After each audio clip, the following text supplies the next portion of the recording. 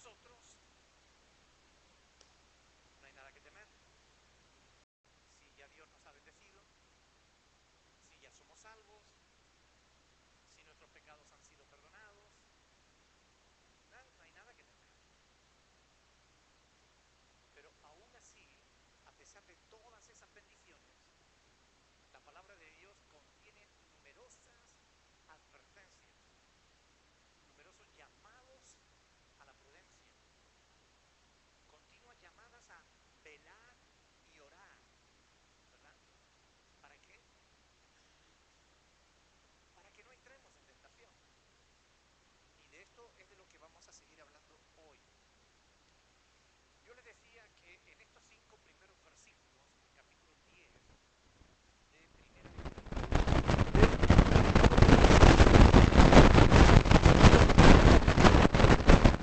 de Hebreos, capítulo 6, del 4 al 6.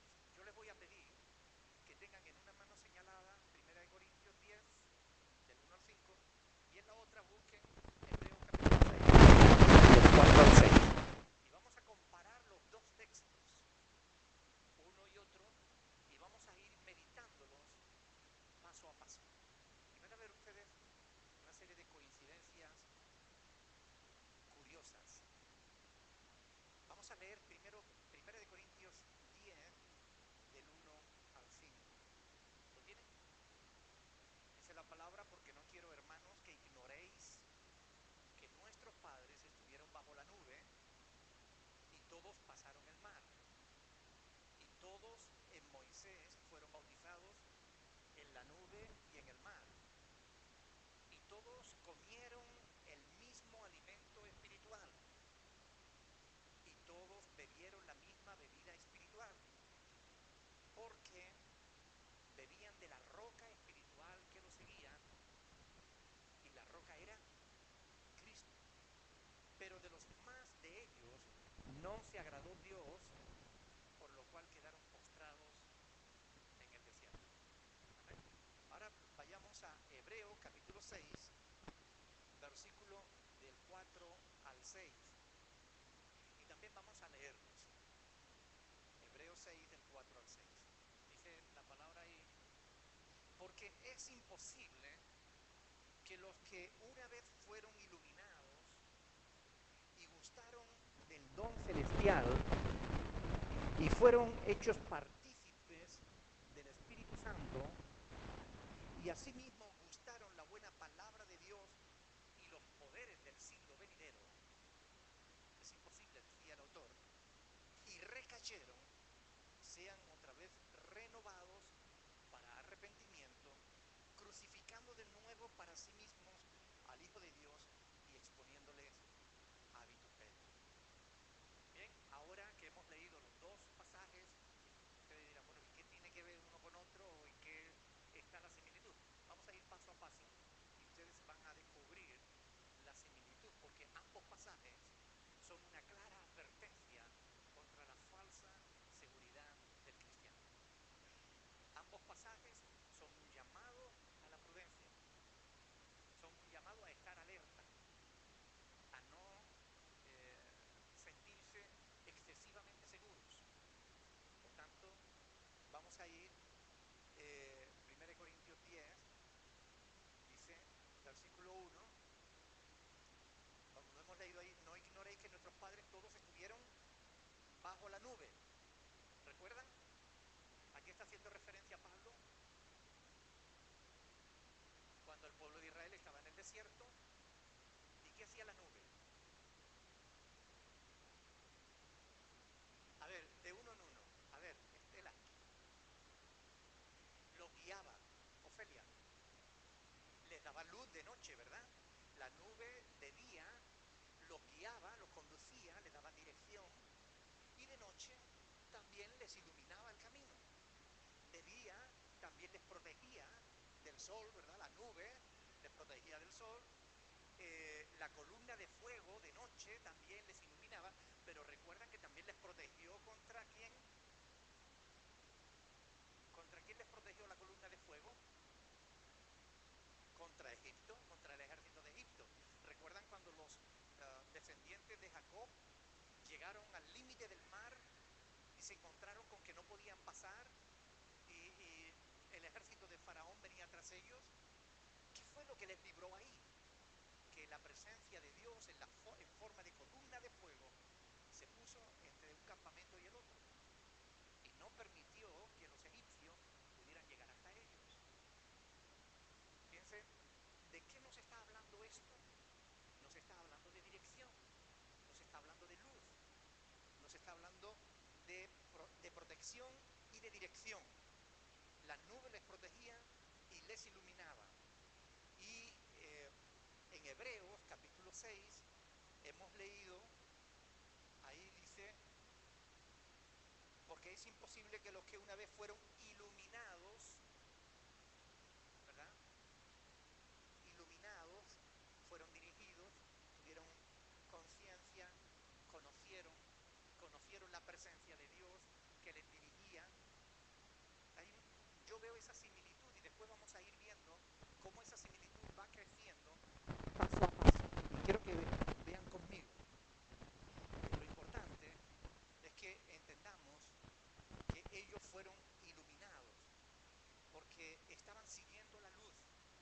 El pueblo de Israel no andaba en tinieblas, sabía dónde tenían que dirigirse, porque se dirigían a cualquier lugar donde la nube se dirigiera, a cualquier lugar donde la columna de fuego les guiaba. Así que ellos fueron iluminados. Dios mismo les estaba dirigiendo. Dios estuvo con ellos todo el tiempo de su peregrinación en el desierto. Los bendijo milagrosamente en situaciones límites. Y ellos, aún así, dudaron de la cercanía de Dios. Se quejaron de que Dios no estaba con ellos. A pesar de que Dios siempre estuvo con ellos, ellos fueron rebeldes. Yo quiero que lean conmigo un pasaje. Retengan esos dos porque vamos a seguir allí, en 1 Corintios y Hebreos. Pero ahora busquemos Amós, el libro de Amós, capítulo 5, Oseas, Joel, Amós.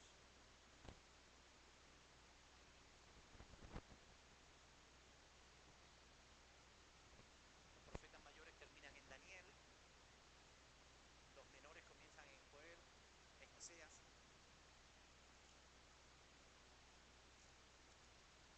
Lo tienen Amós capítulo 5, versículo del 25 al 26. Dice, fíjense, la queja del Señor. Quiero que presten atención. Versículo 25. Me ofrecisteis, es una pregunta, un interrogatorio que Dios le hace al pueblo. Me ofrecisteis sacrificios y ofrendas en el desierto en 40 años, oh casa de Israel. Antes bien, lleváis el tabernáculo de vuestro Moloch y ídolos vuestros, la estrella de vuestros dioses que os hicisteis. ¿Veis? Es decir, Dios se quejaba contra su pueblo de que a pesar de que Él estuvo con ellos todo el tiempo de su peregrinación, ellos no adoraban realmente a Dios. Seguían adorando a sus ídolos, seguían creyendo en aquellos dioses paganos que habían adorado en Egipto durante el tiempo que estuvieron en su esclavitud allí. Ellos seguían buscando a Moloch, aquel ídolo perverso que obligaba a los padres a sacrificarles a los primogénitos. Cada primer hijo que tenía una mujer debía ser entregado vivo al fuego de Moloch. A ese Dios falso, pagano, a ese demonio, los israelitas le estaban adorando. En vez de adorar al Dios verdadero, que les guiaba, que les ayudaba, que les dirigía, que les protegía.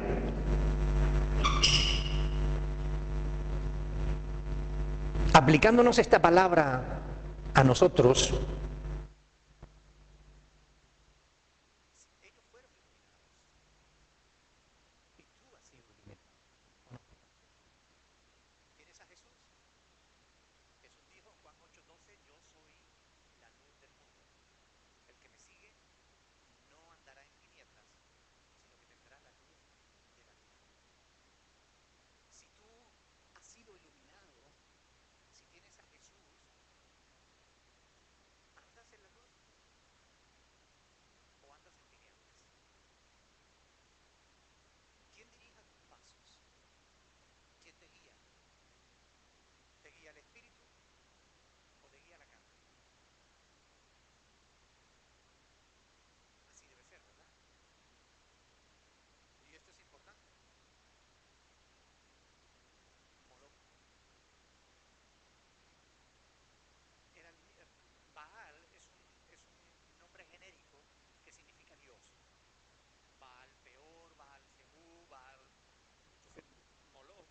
uno de esos Baales, de los más importantes de Mesopotamia.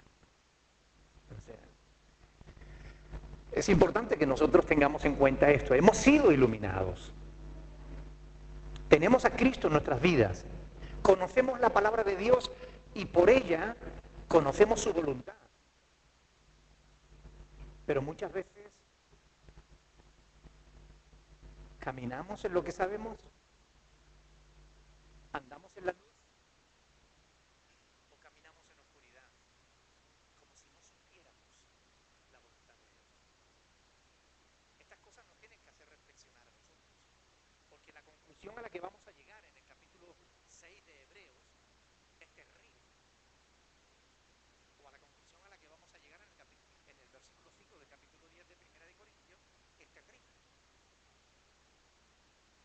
Por eso es importante que nosotros reflexionemos, porque estas cosas están ahí para que nosotros las meditemos. ¿Amén? ¿Te ha protegido Dios? ¿Te guarda Él? ¿Te bendice? ¿A quién debemos adorar nosotros? Sino Él, ¿verdad? Sin embargo, a veces pareciera que le damos más importancia a otras cosas que a Dios. Pareciera que Dios no es lo más importante en nuestras vidas. Pareciera que Dios no es el primero en importancia en nuestro corazón. Pareciera que hay cosas más importantes. Por eso tenemos que meditar en estas cosas. Por cierto, ¿tú lo percibes cerca o lejos? Porque los israelitas lo tenían allí y ellos lo percibían lejos. ¿Cómo lo percibes tú? ¿Lo percibes cerca? Porque Él está en tu corazón.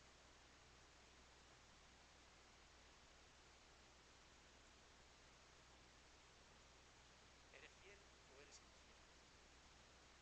Porque Dios siempre es fiel, ¿verdad? Primera de Corintios capítulo 10, versículo 1. Subieron bajo la nube y todos pasaron el mar. Amén. Es decir, Dios siguió siendo fiel con su pueblo, aún en circunstancias en que parecía que no había salida, aún en circunstancias límites, cuando no se veía solución posible. Dios salvó a su pueblo de una muerte segura.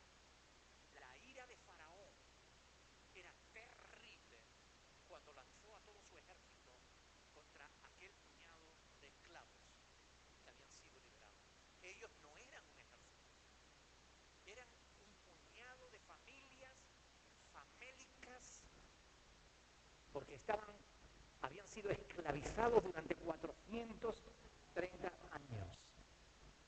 Hombres que no estaban preparados para la guerra, delgados, muertos de hambre, sin nadie que supiera dirigirles en una batalla. Y contra ese puñado de esclavos recién liberados, Faraón lanzó su ejército con toda su saña. Humanamente hablando, no hay nadie que pudiera dar un duro por aquellos descendientes de Jacob. Sin embargo, Dios los salvó. De forma sobrenatural, de forma milagrosa. ¿Qué fue lo que Dios tuvo que hacer para librarlos? Abrió el mar. ¿Eso es natural? No es natural, es un milagro. Algunos teólogos son tan absurdos que dicen, no, eso no fue un milagro. Lo que pasa es que en cierta época del año, por allí el mar desciende hasta una cuarta de agua. ¿Y cómo se pueden ahogar todo un ejército de Faraón en una cuarta de agua?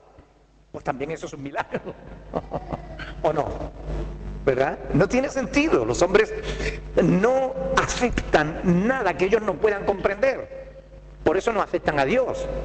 Porque Dios es mucho más grande de lo que el ser humano es capaz de comprender. León Tolstoy dijo que si fuera tan pequeñito como para que le entendiésemos en todo, no sería el Dios tan grande que necesitamos. Pero Dios es mucho más de lo que podemos entender. Dios salvó a su pueblo cuando no tenían salida. Es decir, yendo a Hebreos capítulo 6, dice ahí versículo 4, es posible que los que una vez fueron iluminados y gustaron del don celestial, es decir, fueron salvos, tuvieron la salvación, fueron salvos. Si Dios fue fiel entonces con aquel puñado de esclavos, la pregunta que nos tenemos que hacer nosotros hoy es, ¿será fiel Dios hoy con su iglesia? ¿Podemos confiar en Él? ¿Seguirá Él salvándonos de aquellas situaciones en las que nosotros no sepamos por dónde tirar? ¿Podremos acudir a Él? ¿Seguirá Él siendo el mismo Dios todopoderoso que fue capaz de abrir el mar? ¿O habrá perdido parte de su poder? ¿Se habrá Dios hecho viejo? ¿O seguirá siendo el mismo? ¿Verdad? El que nos salvó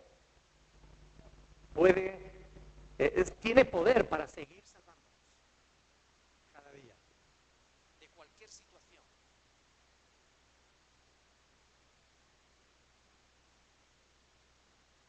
Primera de Corintios 10, versículo 2. Y todos en Moisés fueron bautizados, en la nube y en el mar. Todos en Moisés fueron bautizados. La palabra bautizado, ¿alguien sabe lo que significa? Sumergidos, introducidos, anegados, enterrados. Eso es lo que significa la palabra bautizar. Es la palabra que se usaba para hablar cuando se teñía una ropa, cuando se teñía una tela, había que sumergirla totalmente. Ninguna parte de la tela podía quedar por fuera, porque entonces no se teñiría totalmente, ¿verdad? Pues esa misma palabra, sumergir, enterrar, sepultar, es lo que significa la palabra bautizado. Y de eso es de lo que nos habla el bautismo. Aquí se nos dice que en Moisés fueron bautizados en la nube y en el mar.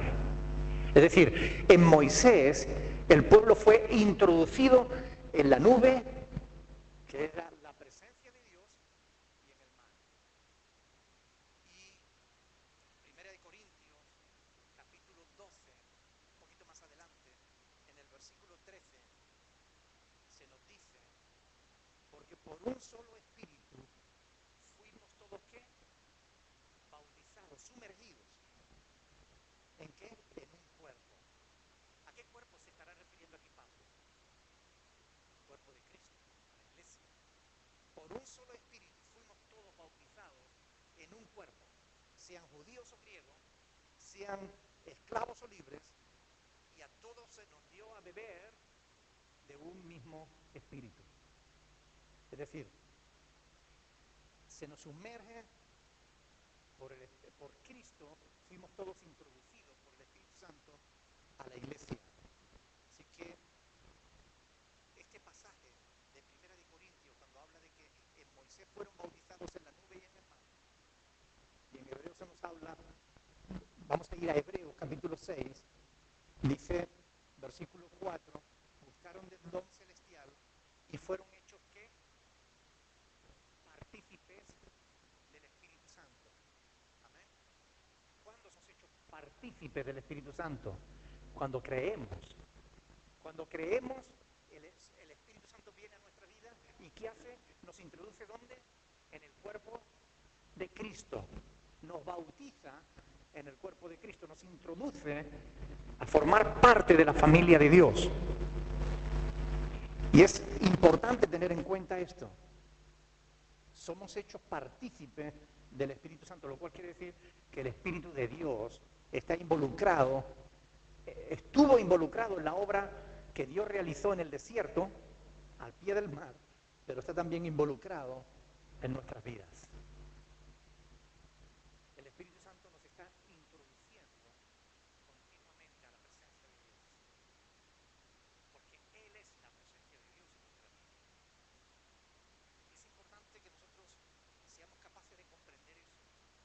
El apóstol Pablo por 2 veces le repite a los corintios, ¿no sabéis que sois templo de Dios y que el Espíritu de Dios mora en vosotros?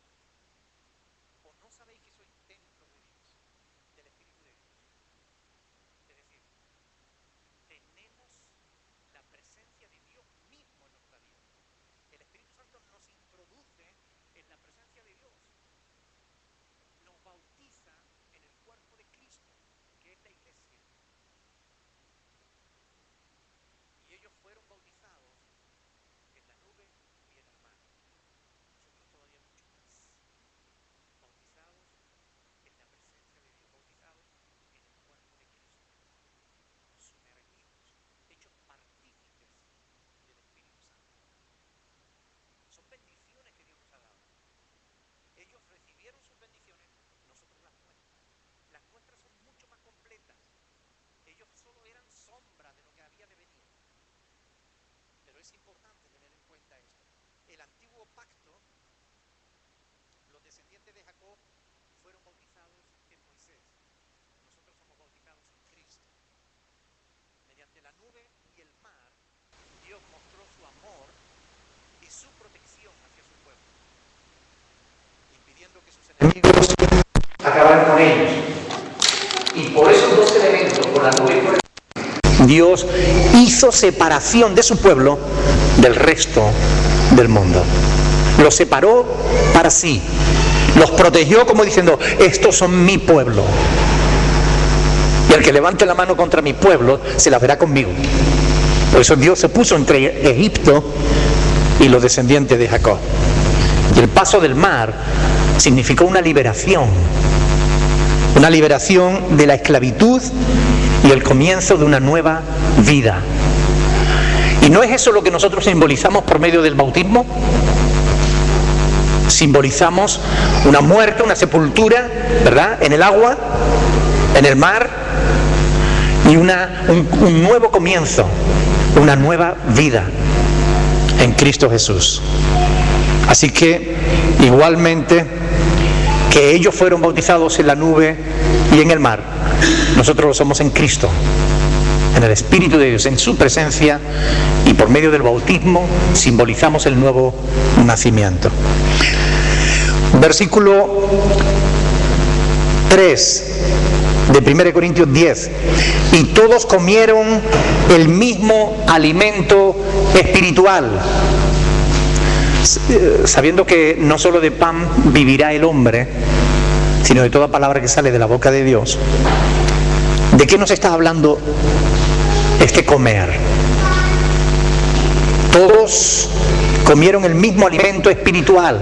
¿A qué se refiere el apóstol Pablo con este alimento espiritual? A la palabra. Efectivamente. No ya solamente al maná, que era un alimento sobrenatural que descendía del cielo, ¿verdad?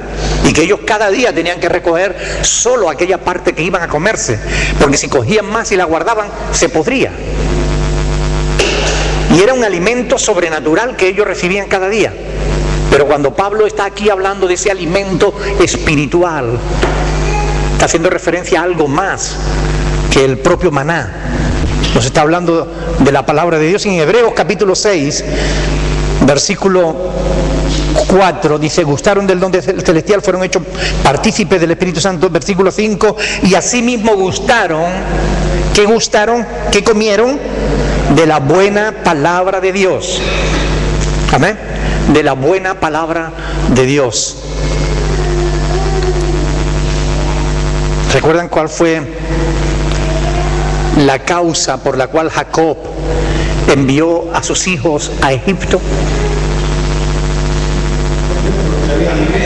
Porque había hambruna. ¿Y los mandó a qué? A comprar trigo, ¿verdad? Y al final, ¿por qué se quedaron allí? Porque una vez pasada la hambruna, ¿por qué se quedó? Toda la familia de Jacob se quedó allí en Egipto.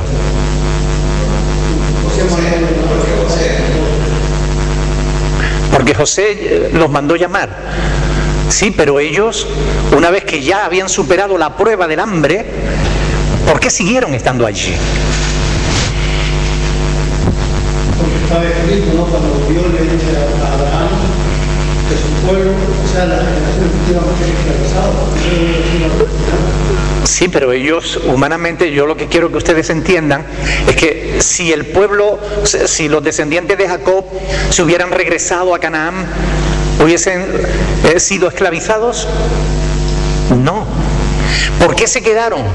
No ya solo porque Dios lo había dicho y ellos tenían que cumplir la profecía, sino se quedaron porque ellos confiaron en José y se aferraron a las ollas de Egipto.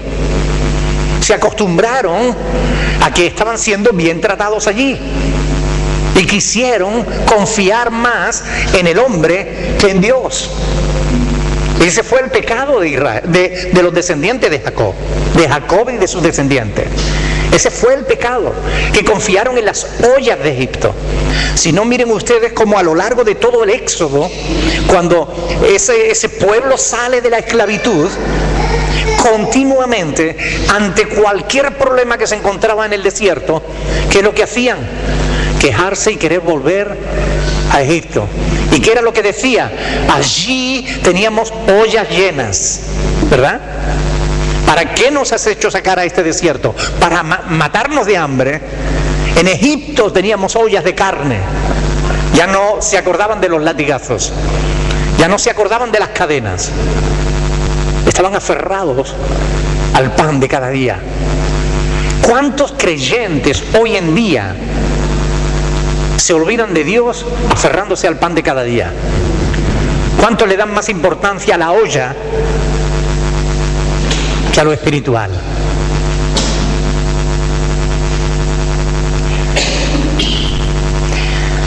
Toda dependencia que no sea en Dios es mala y esclaviza. Claro, la seguridad en el hombre. El ser humano quiere sentirse seguro. El ser humano quiere una buena cuenta bancaria, quiere una nevera llena y quiere saber que cualquier problema que surja lo puede solventar. Pero Dios no nos ha querido, no ha querido que vivamos de esa manera. La voluntad de Dios es que el justo por la fe vivirá, ¿verdad? Y eso conlleva que en cada circunstancia, sean la que sean, vamos a tener que confiar en Dios. ¿Has prometido Dios ayudarnos? Claro. ¿Hay problema en que Dios nos ayude? No. Hay problema en nosotros que no confiamos suficientemente en Dios. ¿Amén? ¿Es verdad o no? Díganme la verdad. ¿Verdad que a veces nos aferramos más a las cosas materiales que a Dios mismo? Por eso, en Hebreos capítulo 6, dice, y asimismo gustaron la buena palabra de Dios, gustaron la buena palabra de Dios, fueron alimentados, porque no solo de pan vivirá el hombre, sino de toda palabra que sale de la boca de Dios. Y es que Hebreo nos va a llevar a una conclusión. Es imposible que los que hayan pasado por estas experiencias de bendición, de liberación, de salvación, de protección, de dirección, ¿nos ha bendecido Dios o no? Sin duda, sin duda. Y en todas esas áreas de las que estamos hablando. Nos dirige, sí, nos ha dejado su palabra como un faro que nos debe alumbrar en medio de las tinieblas. El Espíritu Santo ha sido enviado a nuestra vida para guiarnos a toda la verdad. Y el apóstol Pablo certifica que estos son los hijos de Dios, los que son guiados por el Espíritu de Dios. Por tanto, Dios nos guía. ¿Nos protege Dios? Claro que nos protege. Él lo ha dicho. No te dejaré ni te desampararé nunca. El que habita al abrigo del Altísimo morará bajo la sombra del Omnipotente. ¿Verdad? Escudo y adarga es tu verdad. No cabe. El ángel de Jehová acampa alrededor de los que le temen. ¿Y qué hace? Los defiende. Dios nos protege. Nos provee Dios para nuestras necesidades. Sí, Señor. El Señor es mi pastor y nada me faltará. Israel tuvo todas esas bendiciones en el desierto. Nosotros las tenemos en nuestra vida. Todas esas bendiciones las estamos experimentando día tras día.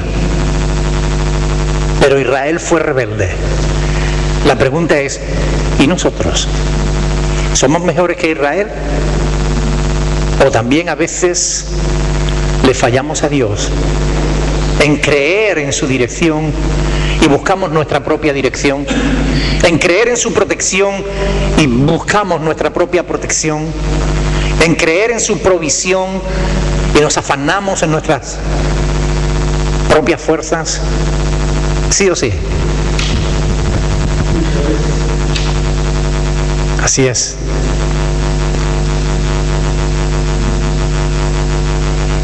Muchas veces. Pero le faltó el alimento al pueblo de Israel en todos aquellos 40 años que estuvieron en el desierto. Nunca. Nunca le faltó. Y estaban en medio de un desierto, una tierra estéril, una tierra desértica. Y no le faltó el alimento. Para muchísima, muchísima gente, para muchísimo ganado. Y nunca le faltó el alimento.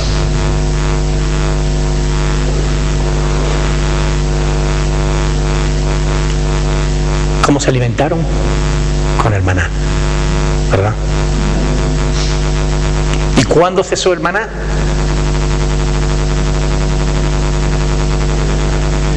Cuando entraron en la tierra prometida y comenzaron a disfrutar de los frutos de aquella tierra.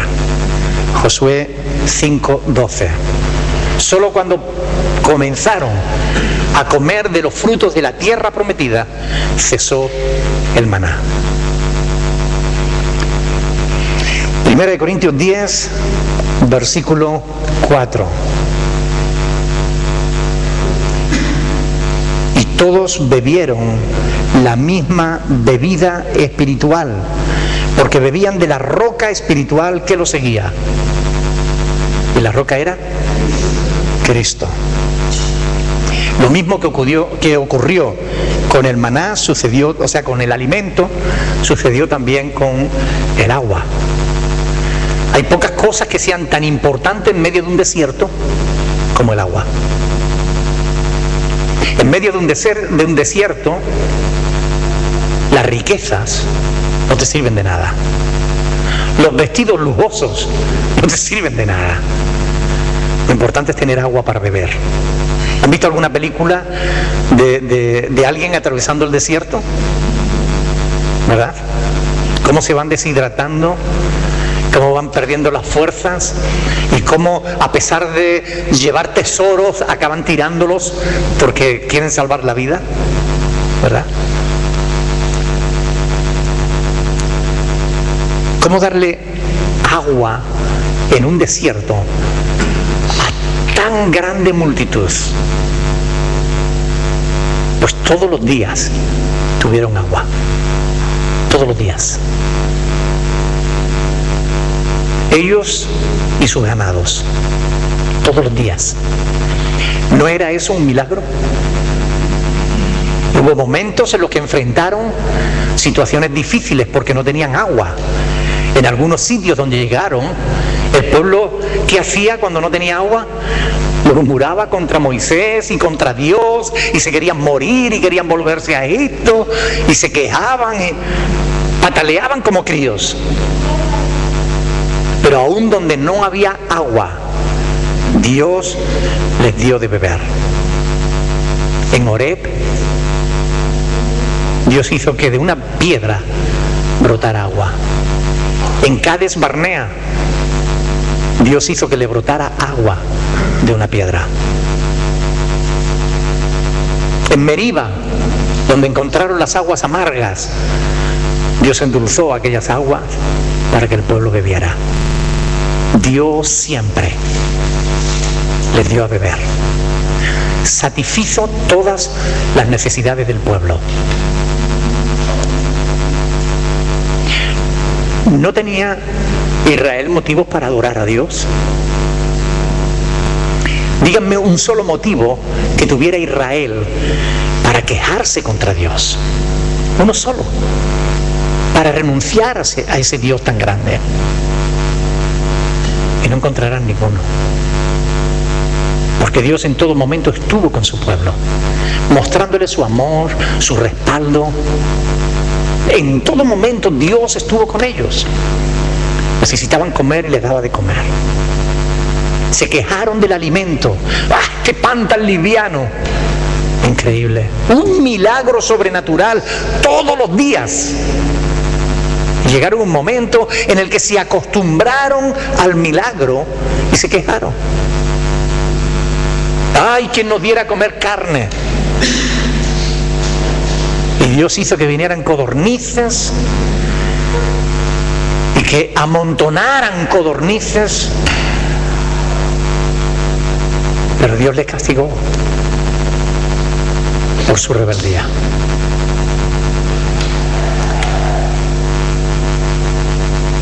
Ellos no eran ni una ni dos, sino mucha gente. Y todos bebieron.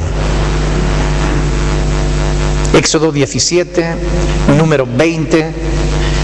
Día tras día, Dios estuvo al lado de su pueblo. Y todos bebieron la misma bebida espiritual. Espiritual. Pablo está describiendo esa agua como un agua sobrenatural. En los versos 3 y 4 se repite 3 veces la palabra espiritual, apuntando hacia una fuente divina de esas provisiones, por medio de la comida y de la bebida, por medio de la roca. Dios estaba proveyendo para las necesidades de su pueblo. ¿Será que como proveyó para ellos en el desierto, podrá el Señor proveer para nosotros hoy? Aquí hay algunos que llevan parado años. Sin embargo, todos los días comieron. ¿Cierto? Y tenemos alimentos para regalar. Y cientos de familias comen del alimento que Dios nos da. ¿No es un milagro eso? Es un verdadero milagro. La cuestión es, ¿lo apreciamos o nos quejamos de los espaguetis? ¿Nos quejamos del arroz?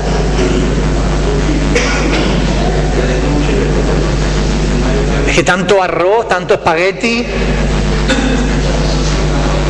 En vez de decir, Señor, gracias por este arroz. Gracias por este espagueti. Gracias por el pan de Mario. Ahora lo echamos de menos, ¿no? A ver si termina pronto las vacaciones.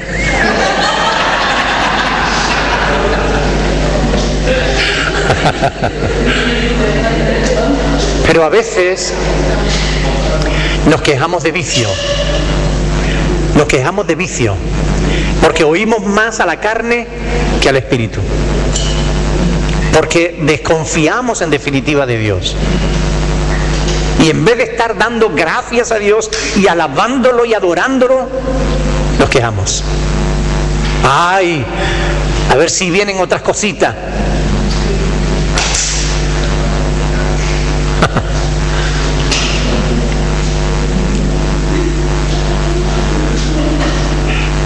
Según Pablo dice aquí, la roca le seguía. Y esa roca era Cristo. Algunos piensan que este pensamiento lo tomó Pablo de la tradición rabínica. Pero el término que se utiliza es akoloutos.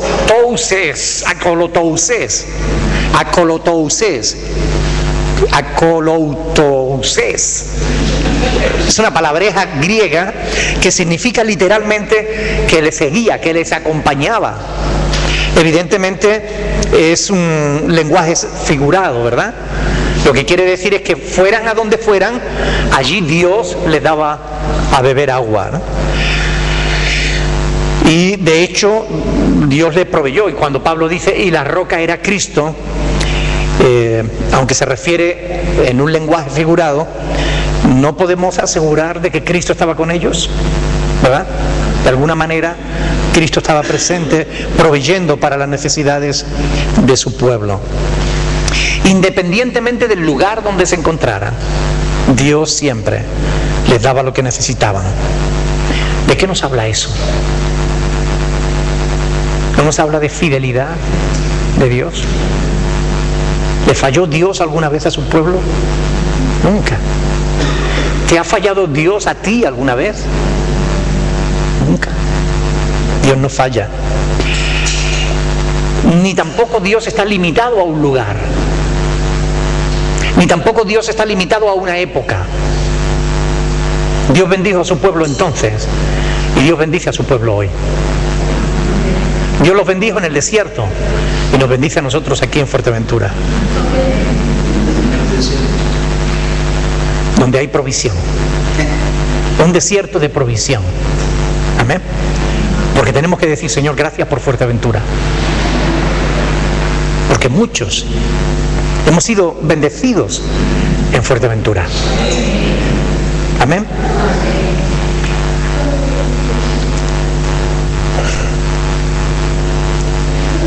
En Deuteronomio 32, Moisés habla de la fidelidad de Dios, de la provisión de Dios y de la rebeldía del pueblo. ¿Seremos nosotros también rebeldes como Israel? No debiéramos, ¿verdad?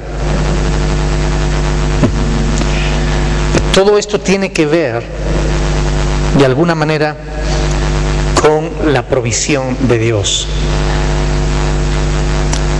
con lo que Dios hace en nuestras vidas. Hebreos capítulo 6, versículo 5, dice: y asimismo gustaron de la buena palabra de Dios y los poderes del siglo venidero, es decir, los dones, los milagros. Porque si Dios los alimentó, fue de forma sobrenatural. Si Dios les dio a beber, fue de forma sobrenatural. Poderes del siglo venidero.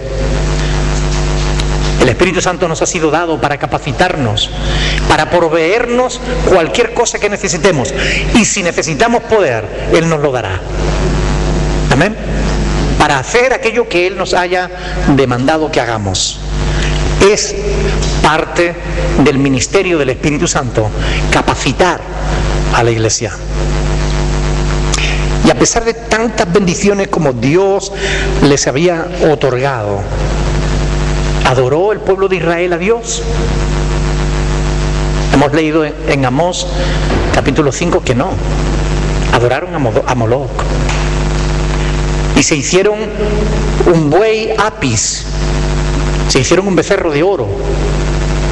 Era uno de los dioses que se adoraban en Egipto, el buey Apis. Y adoraron al buey Apis, en vez de adorar a Dios, que les había estado proveyendo.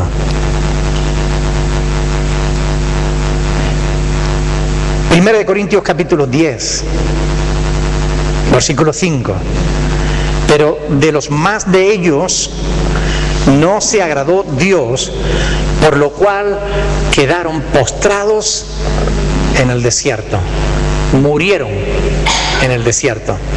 Hebreos capítulo 6, versículo 6.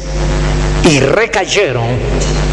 Fíjense, vamos a leerlo todo del 4 al 6 ahora, de un tirón. Porque es imposible que los que una vez fueron iluminados y gustaron del don celestial y fueron hechos partícipes del Espíritu Santo y asimismo gustaron de la buena palabra de Dios y los poderes del siglo venidero y recayeron, sean otra vez renovados para arrepentimiento, crucificando de nuevo para sí mismos al Hijo de Dios y exponiéndole a vituperio. Es imposible que si recaen, estos que han sido iluminados, que han recibido tantas bendiciones, que han gustado de los poderes del siglo venidero, es imposible que si recaen vuelvan a ser movidos a arrepentimiento. Es decir, cuando aquí se habla de recaer, es un pasaje y es una palabra que nos conecta con Génesis capítulo 3, la caída. ¿Cuál fue la primera caída? La de nuestros primeros padres, Adán y Eva. Ellos cayeron. Nosotros, todos nosotros, nacemos ya caídos.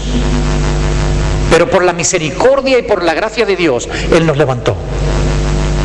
Pero si volvemos a recaer, si volvemos a pecar conscientemente contra Dios, menospreciando la obra de Dios, menospreciando la salvación de Dios, es imposible que seamos movidos a arrepentimiento. ¿Perdón? Te refieres, porque pecamos siempre, porque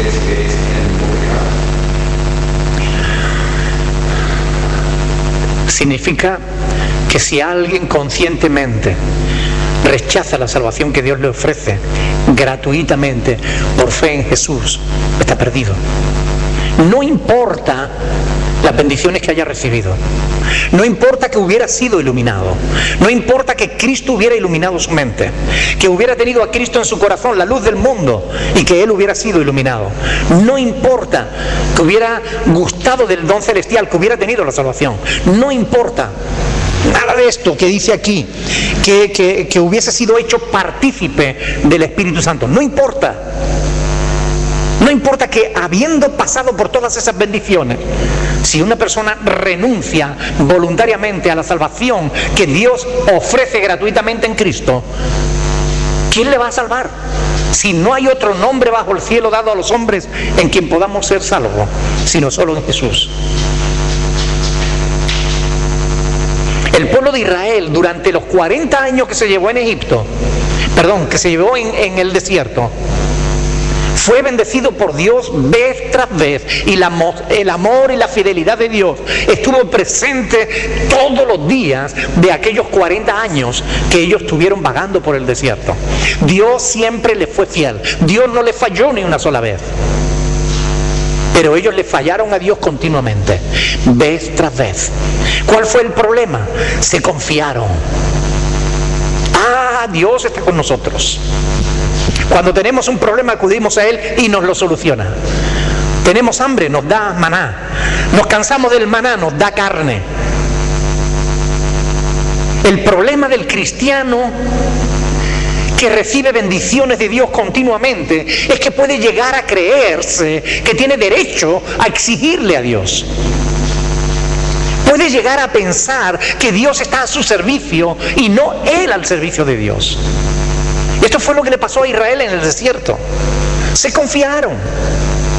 Dios nos libró, Dios nos salvó, Dios nos proveyó, Dios nos ayudó, Dios nos defendió, Dios estuvo con nosotros. Bueno, ya no importa, podemos hacer lo que queramos. Oiga, no, escúchenme bien, no. Usted ha sido bendecido o bendecida por Dios. Usted ha entendido el Evangelio. Usted ha aceptado a Cristo como su Salvador en su corazón. Usted ha experimentado la presencia del Espíritu Santo en su vida. Usted está viendo la mano de Dios bendiciendo su hogar día tras día. Usted sabe que Dios le ama y que Dios está dispuesto a hacer lo que sea por bendecirlo. Pero si usted se echa atrás, ¿usted cree que Dios le va a perdonar? Si usted menosprecia el sacrificio de su propio hijo, ¿usted cree que Dios le va a perdonar? Déjenme decirle, no. No, no y 100 veces no. Dios requiere una vida de humildad. Dios requiere arrepentimiento de pecado. Dios requiere conversión. Un corazón convertido. Un corazón capaz de entender que todo lo que recibimos lo recibimos de gracia, porque no tenemos derecho a exigirlo. Lo recibimos por pura gracia. Pero no podemos confiarnos, no podemos bajar la guardia, no podemos pensar que bueno, como ya somos salvos, ¿qué más da? Nadie me puede quitar, nadie me puede arrebatar de la mano de Dios. Necio, no te salgas tú mismo de la mano de Dios. Porque si tú te desprendes de Cristo, en Juan 15 está bastante claro que el que permanece en Él, ese llevará mucho fruto. Porque separados de Él nada podemos hacer. Pero el que no permanece en Él, se seca. ¿Y qué se hace con el pámpano que se seca? Lo cortan, lo echan fuera y arde. Y el pámpano es una rama de la vid. Pertenecía a la vid, estaba unido a la vid. ¿Y quién es la vid? Cristo. O sea que es posible que alguien que estuviera unido a Cristo, si se separa, se seque, sea cortado y arda. Es posible, si algo nos enseña este pasaje de las Escrituras de 1 Corintios 10 del 1 al 5, es que es posible que durante 40 años estés viendo la mano de Dios bendiciéndote y al final tú no entres en la tierra prometida. Eso es lo que nos enseña este pasaje. Es posible que tú estés 40 años viendo la mano de Dios favoreciéndote y tú, ingrato o ingrata, no seas capaz de apreciar lo que eso significa. Y al final pierdas tu galardón. Estas cosas, fíjense lo que dice el apóstol Pablo en 1 Corintios, capítulo 10, versículo 6. Mas estas cosas sucedieron como ejemplo, ¿para qué? Para nosotros. Sucedieron como ejemplo para nosotros. Estas cosas están aquí escritas para que nosotros las tengamos en cuenta. Y es muy importante que no bajemos la guardia. La idea de Pablo es que si Dios no perdonó a su pueblo allá en el desierto, tampoco perdonará a los corintios que bajen la guardia. Y ese era el problema que había en Corinto. Y es lo que Pablo les está diciendo. Y a través de los corintios, Dios nos está hablando a nosotros también. Es una llamada de atención, es un toque de trompeta. Cuidado. Si no hacemos caso a Dios, corremos peligro. Si nos dormimos, corremos peligros. Si somos negligentes, corremos peligro. Y si fuera, como dicen algunos, mal informados, por no decir engañados y engañando, que una vez salvo, siempre salvo, si fuera así, quieren hacer el favor de explicarme para qué todas las advertencias que hay en la palabra de Dios. ¿Para qué tantas advertencias si no hay peligro? Si el que es salvo no se puede perder. Y si el que es condenado no se puede salvar, ¿para qué es necesario que prediquemos el Evangelio? No tiene sentido. Pero la palabra de Dios sí tiene sentido. La palabra de Dios está ahí para que nosotros le prestemos atención. Y nos está diciendo, no se confíen. Yo voy todos los domingos a la iglesia, vengo a colaborar en la ONG del refugio, yo no hago mal a nadie, pero menospreciamos a Dios, no le damos el primer lugar, le damos el segundo o el tercero, o incluso algunos más atrás. Vivimos negligentemente, guiándonos de la carne y no de Dios, haciendo los deseos de la carne y no las del Espíritu, y pensamos que aún así Dios nos dará por inocentes. ¿Ustedes no se dan cuenta que cuando el cristiano obra de esa manera, está menospreciando la cruz de Cristo? ¿Ustedes creen que Dios dará por inocente al que pisotee el sacrificio de su propio Hijo? Estas cosas no son simplemente para que, qué bonita la palabra, qué bonito. Oigan, no. Prestémosle atención porque es importante. Dios nos está hablando. Dios nos está llamando a un compromiso serio. No se trata de venir aquí jueves tras jueves, simplemente tener un ratito aprendiendo alguna cosita nueva y irnos a casa y qué bueno que aprendimos algo nuevo. Oiga, no. La vida cristiana es mucho más que todo eso. Y ahora pregunto, ¿cómo es nuestra vida cristiana en casa?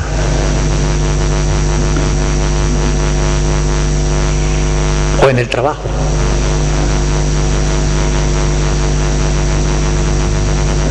¿Cómo es nuestra vida cristiana fuera de la iglesia? Porque en la iglesia es fácil ser cristiano. ¿Pero y en casa? A veces ni en la iglesia. Hay quien no es buen cristiano ni en la iglesia.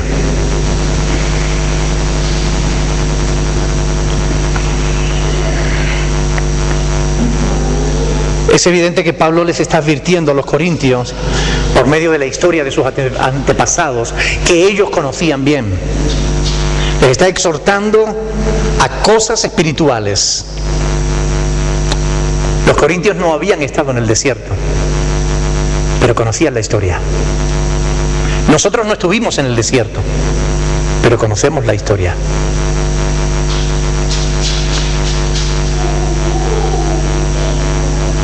Dios tuvo demasiada misericordia de Israel.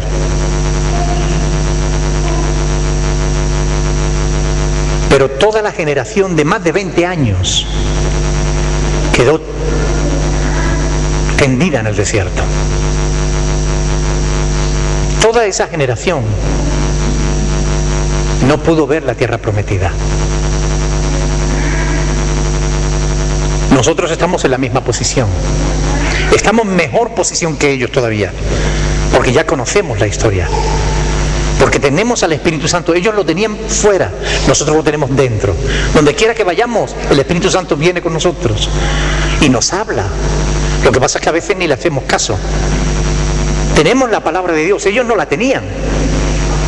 Ellos solamente conocían de oídas y algunos de los libros nada más.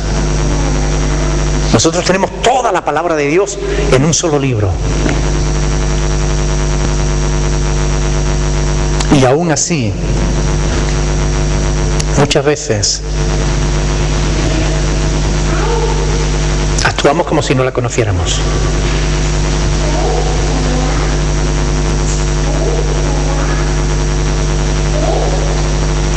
Los corintios tenían la enseñanza de los apóstoles. Conocían algunos textos del Antiguo Testamento. No tenían el Nuevo Testamento, nosotros sí. Pero ¿tendrían los corintios menos pecado que los que quedaron en el desierto? No. ¿Ustedes creen que si todas esas cosas le pasaron al pueblo de Israel, no les podía pasar también a los corintios? De hecho, les pasó. Ustedes saben que después de 2 de Corintios, cuando lleguemos a 2 de Corintios, lo veremos.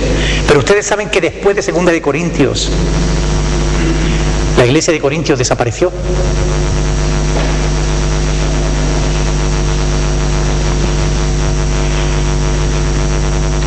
Si les pasó a Israel, si les pasó a los corintios,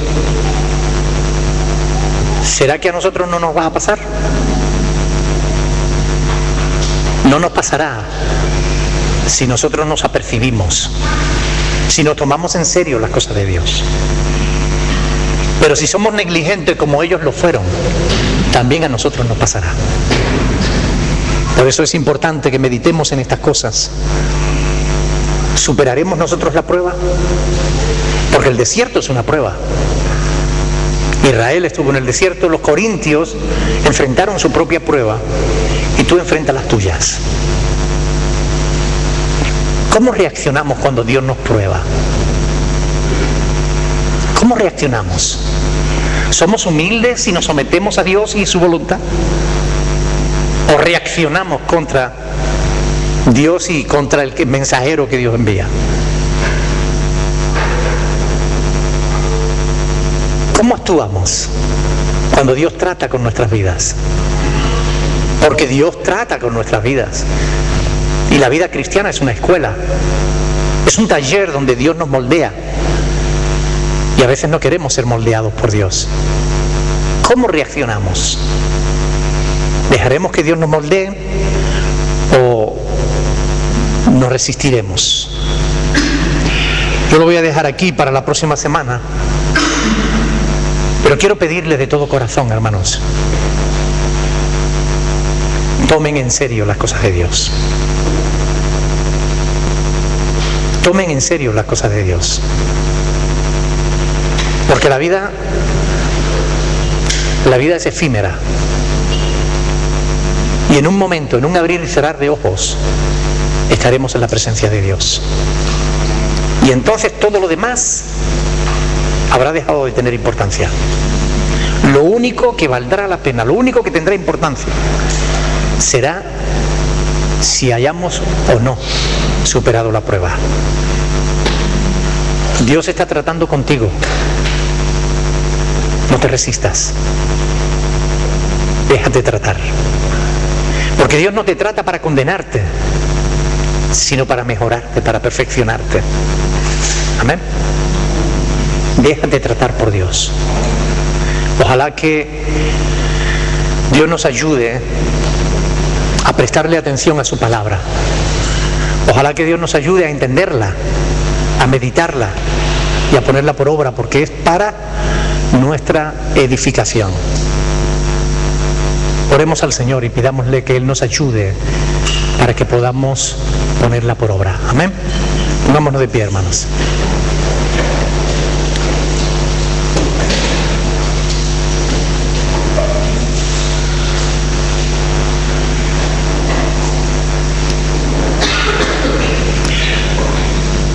Padre amado, te damos muchas gracias, Señor, por